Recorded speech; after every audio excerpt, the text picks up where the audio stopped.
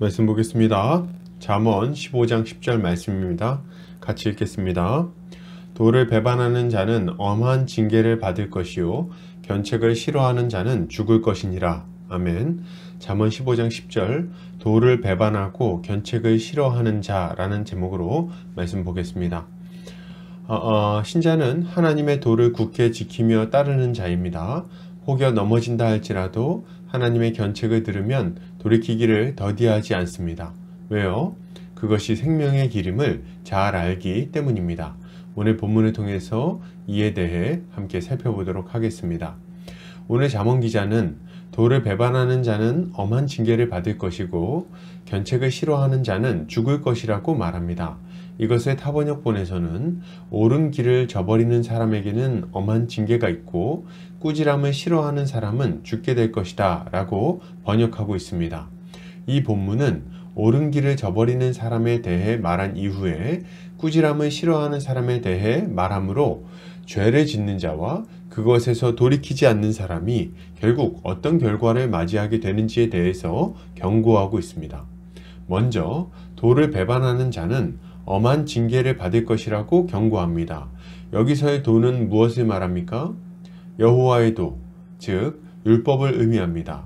그러면 여호와의 도를 배반한다는 것은 무슨 말일까요? 그 뜻을 어기고 세상의 도, 즉 세상의 가르침을 따라 살아가는 것을 의미합니다. 이것은 하나님을 사랑하고 이웃을 사랑하라는 율법의 가르침을 떠나서 자기를 사랑하고 물질을 사랑하며 살아가는 우상숭배적 삶이라고 할 수 있는 거예요. 하나님은 이러한 자를 엄한 징계를 받게 될 것이라고 경고하시는 것입니다. 이때 우리가 한 가지 알아야 할 것은 하나님의 도를 배반하는 자에게는 자연스럽게 고통이 찾아온다는 점입니다. 우리는 율법에 순종하여 하나님을 사랑하며 살아갈 때 마음에 가장 큰 만족과 기쁨을 누릴 수가 있어요. 또한 율법에 순종할 때 이웃과 아름답고 복된 관계를 형성하며 행복하게 살아갈 수 있는 것입니다.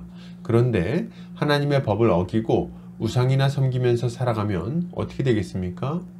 이웃의 것을 탐내고 배신하며 살아간다면 또 어떻게 되겠습니까?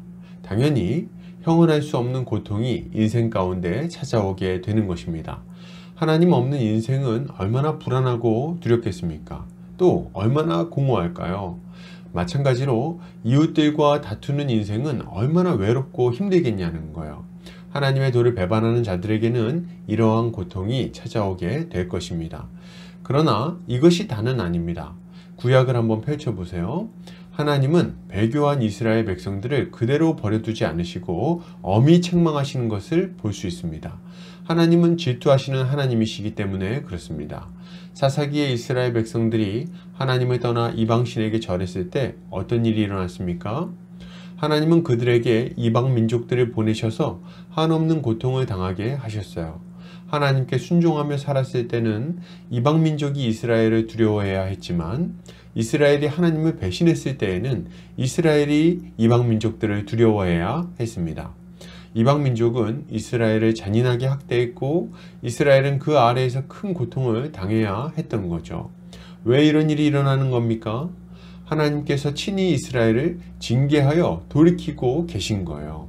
여러분, 지금도 마찬가지입니다. 하나님을 떠나는 것은 그 자체로 고통스러운 삶을 가져옵니다. 그리고 그러한 삶은 하나님의 징계를 가져오기도 하죠. 하나님은 자신의 백성이 죄에 빠져 살아가다가 영원한 심판을 당하는 것을 결코 원하지 않으시기 때문입니다. 하나님의 징계는 여러분 고통스러워요. 그저 회초리 몇 대 맞고 끝날 것이라고 생각한다면 오산입니다. 하나님은 우리가 다시는 죄악의 길로 갈 생각을 하지 못하도록 뼛속 깊이 교훈을 새겨주십니다. 그러니 누가 하나님의 징계를 가볍게 이야기할 수 있겠습니까? 여러분, 굳이 맞아야 될까요? 굳이 그 고통을 뼈에 새겨야 되겠습니까? 우리는 이런 어리석은 선택을 하지 않아야 할 것입니다. 그런데 이렇게 징계를 받고 돌이킨다면 그래도 다행이라고 할 수 있을 거예요. 죄에서 돌이키는 자는 용서받고 생명을 얻게 될 것이기 때문입니다. 그러나 끝까지 돌이키지 않는다면 어떻게 될까요? 그는 반드시 죽고 말 거예요. 오늘 저자는 견책을 싫어하는 자는 죽을 것이라고 말합니다. 죄에서 돌이키라는 요청을 듣고도 완고하게 고집을 피우면 심판을 피할 수 없다는 것을 알려주는 것입니다.